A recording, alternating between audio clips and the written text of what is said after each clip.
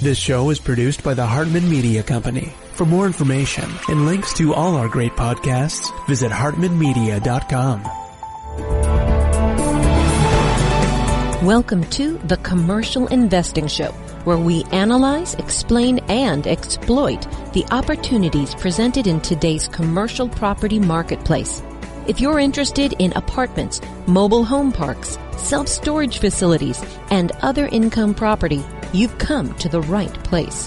We'll explore what's hot and what's not in markets nationwide in the relentless pursuit of return on investment. Here's your host, Jason Hartman.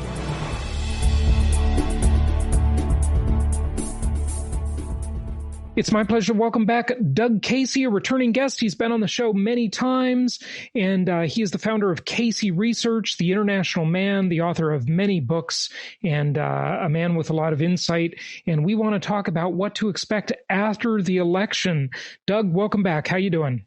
Good, Jason. Nice to talk to you. I'm talking to you right now from Charlottesville, Virginia, which experienced its riots a couple of years ago. It's quiet now. Sure did. You have homes in Aspen, Colorado, and in Argentina as well, right?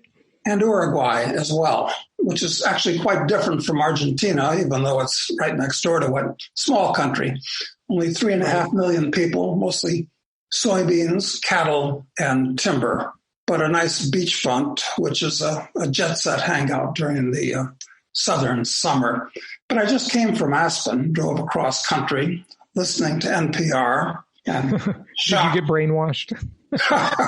Well, you hear something enough times by a reasonable sounding person, and after a while it's happened to all of the United States, the whole country, since the media is totally dominated by leftists. In fact, everything in the U.S. is dominated by leftists. It pretty much seems that way. Big tech is dominated by leftists, Hollywood, book publishing, media. It is like you'd think the whole country is left, but it's not. Clearly it's not. But the left have the voice, don't they? Yes, they do. And certainly in the little white bread mountain town of Aspen, Colorado. I call it the People's Republic of Aspen, Colorado, where I just drove in from. And you've lived there for a long time. When did you buy your ranch in Aspen? Well, I bought this ranch 20 years ago, but I'm planning on selling it now because Aspen is being inundated by rich people from New York and LA and San Francisco. And people. Okay, so what's wrong with that? Most people would say, Doug, what's wrong with that? Well, nothing wrong with it from my point of view as a landowner. The ducks are quacking. I'm going to feed them because these are wealthy people that are moving to Aspen. It's funny. The wealthy people in the People's Republic of Aspen hold all these BLM-friendly views, but apparently they're running away from BLM in their native cities. That's exactly what they're doing. It's like Tim Cook, CEO of Apple, massive hypocrite that he is. When they opened that Apple meeting right after the George Floyd incident, he decided he had to give us all a lecture on racism, yet he doesn't live anywhere near those type of environments and has probably never come in contact with them in his entire life. He's a complete typical white hypocrite elitist. It's unbelievable. I mean, I grew up in those neighborhoods, okay, where there was violence and mugging and broken windows and crappy neighborhoods of Los Angeles. That's my upbringing. I went to integrated schools. I actually lived in those environments, right? But these people who have never experienced anything like it, have no concept, somehow feel the need to do all this virtue signaling. They're so self-righteous and hypocritical. It's absolutely pathetic. You're right. And when you were growing up, there might have still been a smattering of the values of the Beach Boys and surfer culture and car culture from the 60s. But that's all been washed away now as being very politically incorrect. So right. No more Gidget. No. With a little bit of luck, California, or at least the coastal counties in California and Oregon and Washington, will separate from the U.S.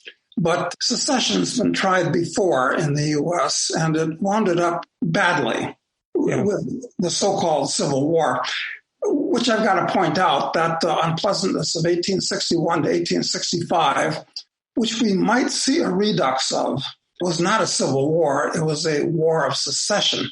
It shouldn't be called a civil war because a civil war is a war where two or more groups in a nation state attempt to take over the government. Civil war is more like a coup then. Well, no, a civil war is where two or more groups decide to fight for control of the central power, Washington, D.C. What we had in the 19th century was a war of secession, where the South simply wanted to part company from the North. Mm-hmm. There was no need for any violence. And it wasn't about slavery, incidentally. That's another thing, which is a factoid. A factoid, incidentally, is not a little fact. It's a false fact, like an android is a false human or an asteroid is a false star. Mm-hmm. One of many words that have been misused. Right. That's great. I like the definition. But tell us more about the distinction, Civil War, coup, and secession movement. Okay. Well, if you have a secession movement, if two groups disagree with each other seriously, political aspects, economic aspects, cultural aspects, it's best that they part company, because when you have one government that's making all kinds of laws and regulations and taxes, one group or the other gets control of it and punishes the weaker group. So they actually shouldn't be in one country. And that's where we are right now. That's where we were in 1861. And it could have just been a simple secession where the South parted and went its own ways. It was different in all those ways. We can talk about that. And really, when one group gets in control of the Treasury and the House Ways and Means Committee and decides it can tax and spend the other group's money, isn't that called taxation without representation? Yes, it is. And of course, this whole idea of democracy is very problematical. Look, to start with, the idea of democracy it boils down to two wolves and a sheep deciding to vote on what to have for dinner. Right. Then people say, well, as Churchill said, democracy is the worst system of government except for all the others. That's incorrect, actually. And we can talk about that, but because Churchill said it and it was a bon mot, people believe it. But Churchill said something else, which is more appropriate, and that is the best argument against democracy is a 5-minute conversation with the average voter.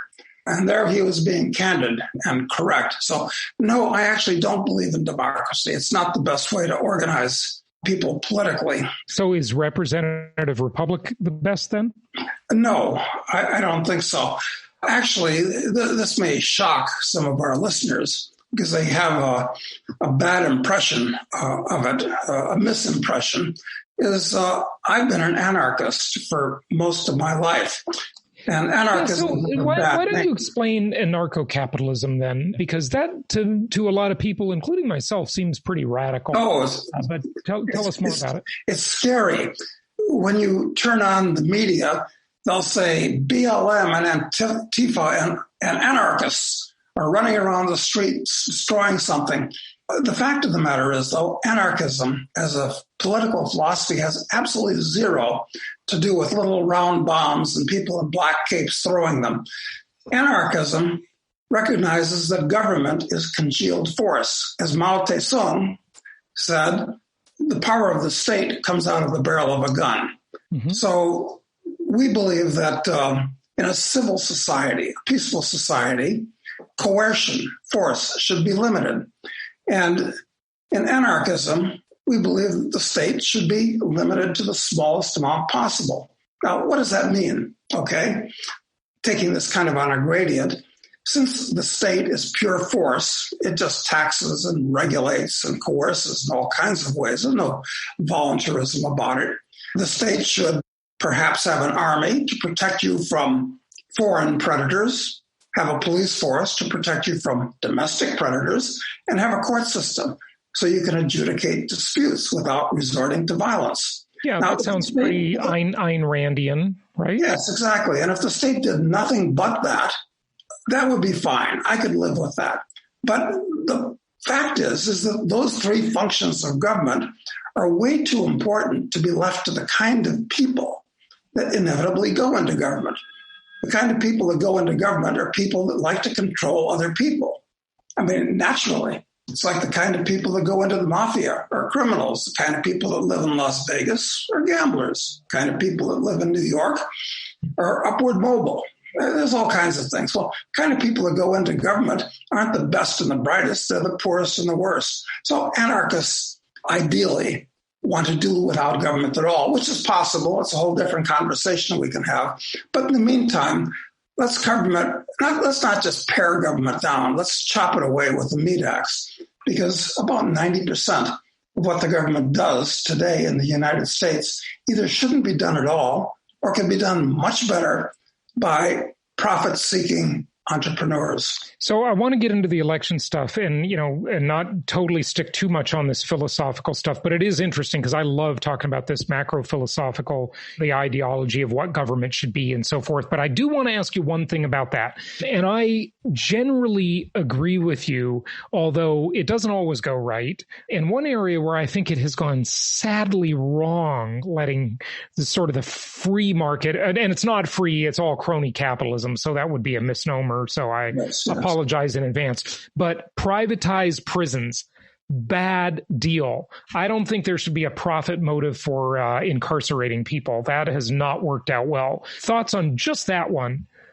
Okay. To start with, the criminal justice system doesn't change just because the management of the prisons are for profit. The reason it does when the judges get bribed, though. Well, of course, which is another argument to depoliticize the court system and make it an adjudication system where adjudication courts would compete with each other on the intelligence, the speed, the fairness, and the low cost of their decisions. Very, very different from the court system today, where it's impossible to get in. And once you get in, you can't get out, and you're bankrupted if you are. Okay, prisons.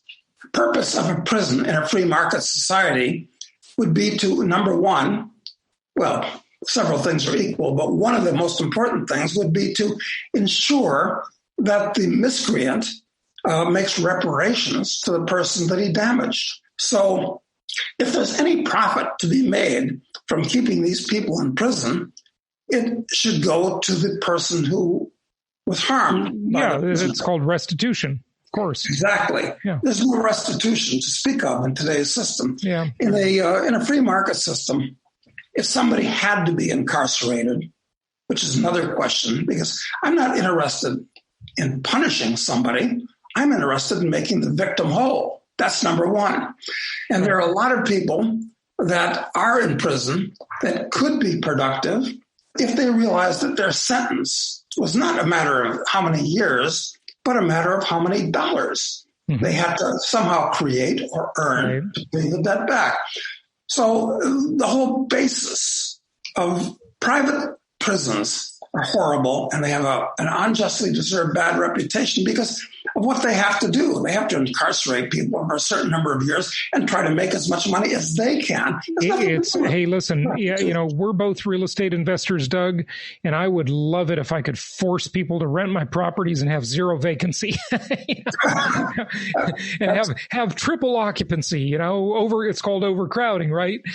As a capitalist, that sounds great, but the system just gets malign and perverted. So I agree with you. It should be about restitution rather than, time for sure. But hey, let's talk about the election, Doug. There's so much going on. We got to get to that. What can we expect? The whole system, I think we've all can agree that it's corrupt. It was corrupt without, voter fraud and miscounting ballots and all of that, because we have a two-party system. That makes it corrupt on its face.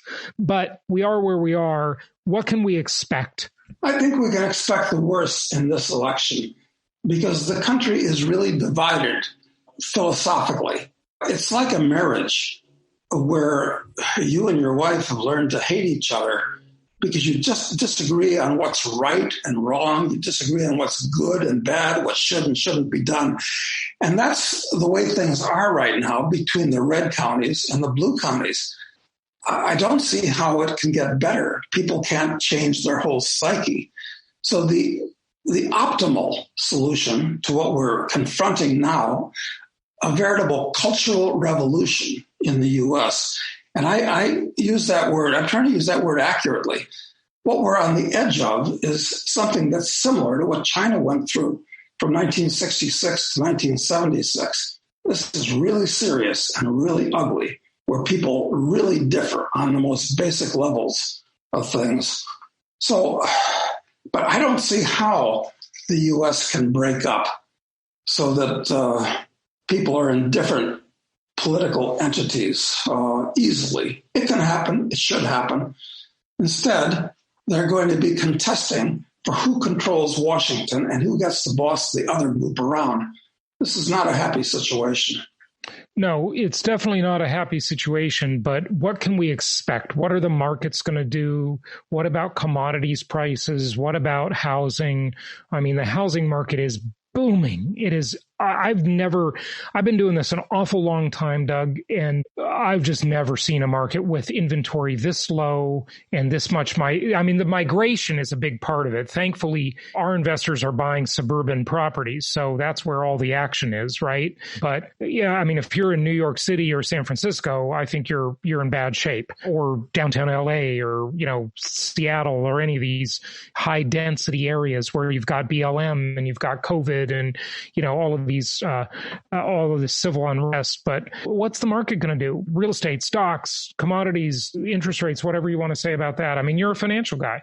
Well, I agree. First of all, as far as property in the big cities is concerned, they're essentially dead ducks, and for a good long time, because the governments of these municipalities are bankrupt, and their main source of income is real estate taxes. Yeah, and that is under attack. That's going to suffer greatly, and they're going to go even more bankrupt than they already are. So if you're investing in municipal bonds in these kinds of places, watch out, because you're likely to see some defaults. That's going to be pretty ugly. And the pension crisis. And if you own property in these big cities, the real estate taxes are going to go up. Furthermore, your occupancy is likely to go way down in the future as people move out. At the same time, as I've found in Aspen, the rich are moving in because it's safe and it's quiet, and people generally share values with you, mostly liberal values, I've got to say. Or I shouldn't even use the word liberal, I should say statist and collectivist values. Very different from what liberal values historically have been, because it comes from the word liber. They have hypocrite values in those places. Yes, you're right. So what are you going to do right now with, at the same time, real estate's being driven upwards because it floats on a sea of debt? And right now, with interest rates, real interest rates being a negative, and actual interest rates 2-3%, something like that in the real world. Eventually, interest rates, first of all, the dollar is going to turn into toilet paper because they're creating trillions of them as we speak. They've already created trillions, they're creating trillions more. They have no alternative. Right. Trump, Biden, makes no difference. Yeah. They're both spenders. They're both going to dole out the goodies, the stimulus, whatever. They're going to print and they're already printing. I mean, it's just a foregone conclusion. But Doug, I know the inflation rate is a lot higher than the government would lead us to believe, than the official stats say. But even that statement notwithstanding, and we both agree with that statement. I'm sure you agree with me without even answering. There still hasn't been anywhere near as much inflation as we might expect, given the amount of money creation coming out of the Great Recession, this time around with COVID. The inflation, there's some inflation there for sure, a lot higher than we're being told, but it's not dramatic yet. You're quite correct. This is in many ways a mirror image of the 70s. When the amount of money being created wasn't remotely comparable to what we have today, but retail prices were running away in the 70s. People forget that Nixon put on wage and price controls. Right. I remember that. Yeah. Okay. So it's not nearly as bad as that. But the financial markets were devastated. They were, in real terms, as cheap as they'd been during the 1930s. So now all that money is flowing into the financial markets, stocks, bonds, and real estate. But it's going to float down to a retail level too. So look out. And eventually, while the dollar is really inflated out of existence, this is very, very serious. Interest rates will eventually go back to the levels, I think, and beyond what they were in the early 80s, which you might recall, we're talking 12 and 15% for government borrowings.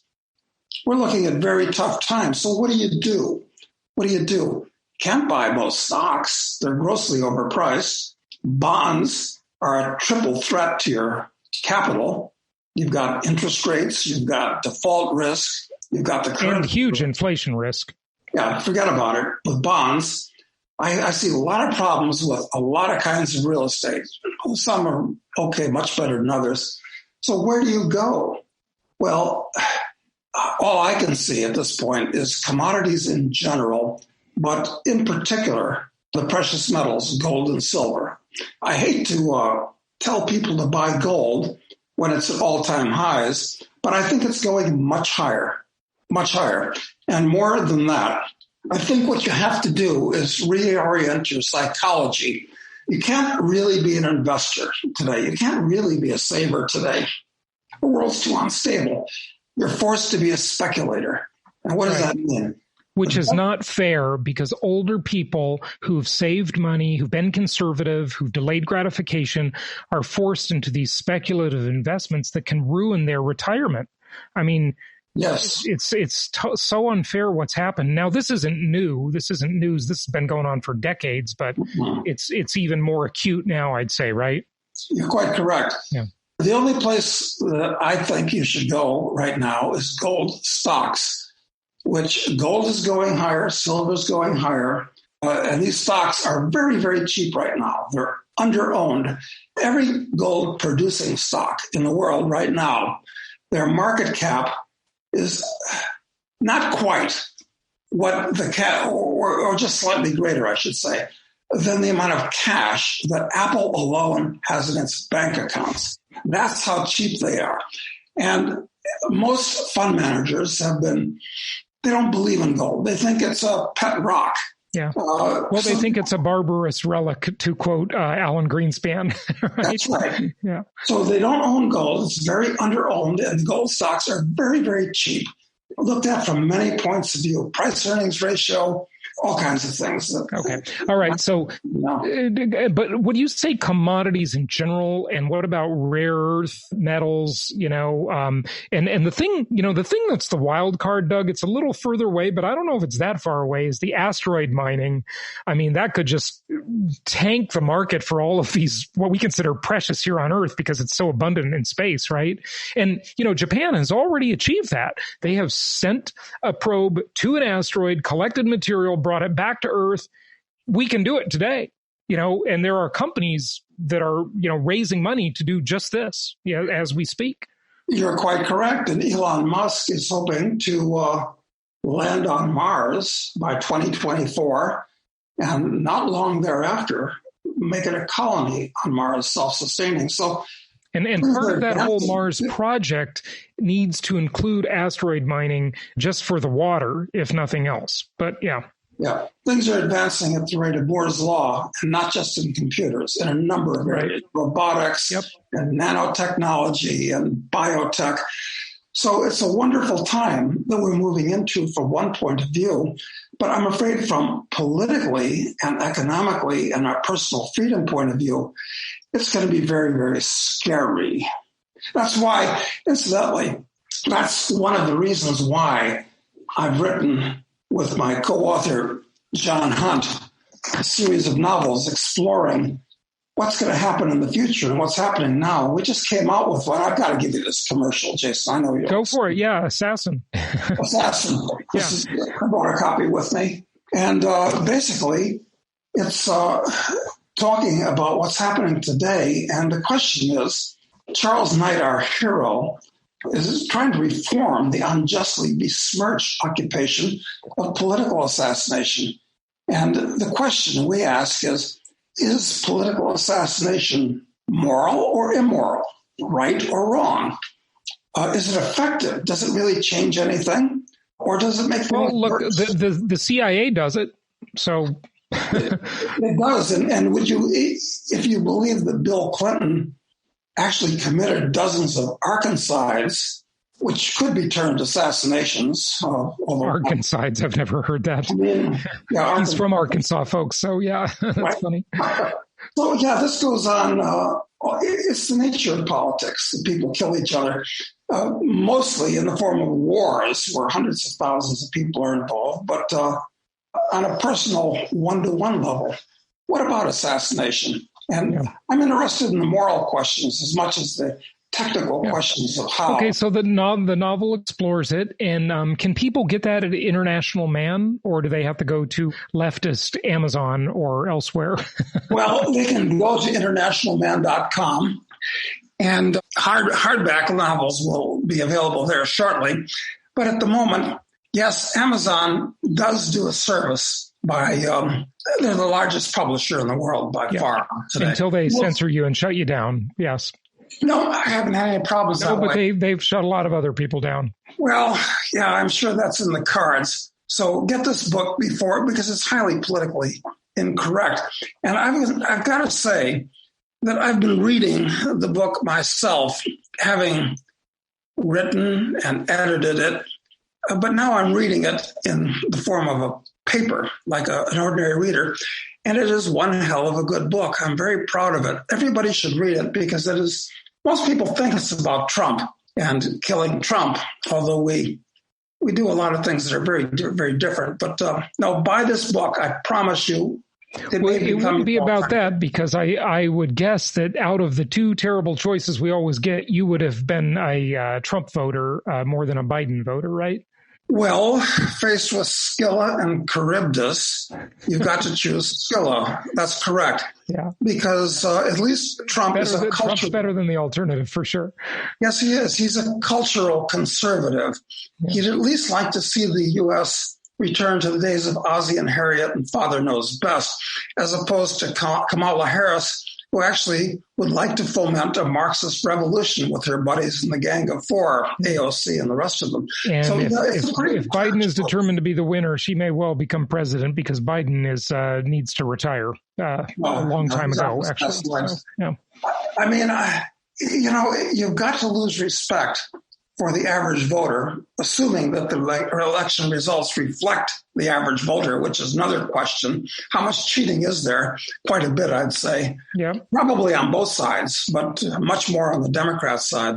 Now, this election is a major turning point in the U.S. It's going to be as serious as the election of 1860. And I hope we don't go into a civil war. I hope it just turns into a mellow secession of the different groups in the U.S., but unlikely. Nobody wants to see the U.S. And I don't say America. America is a concept and a wonderful one, but it's a dead duck. It's been washed away. It's now the United States. And no president wants to see the U.S. break up on his watch, which is pretty much the thinking that Lincoln had. Well, we shall see. Let's all hope for the best. And we are on the edge right now. Everybody wants to know what's going to happen with this election. And it's just a crazy time. So got to pray for the country, and let's hope for the best. Doug, thanks for joining us. The website is internationalman.com, right? Yes. All right. Thanks again. Good to have you. Thank you, Jason.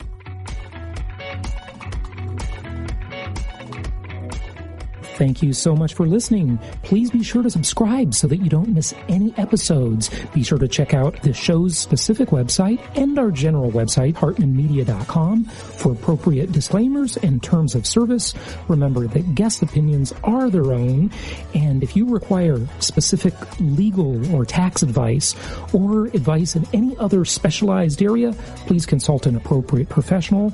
And we also very much appreciate you reviewing the show.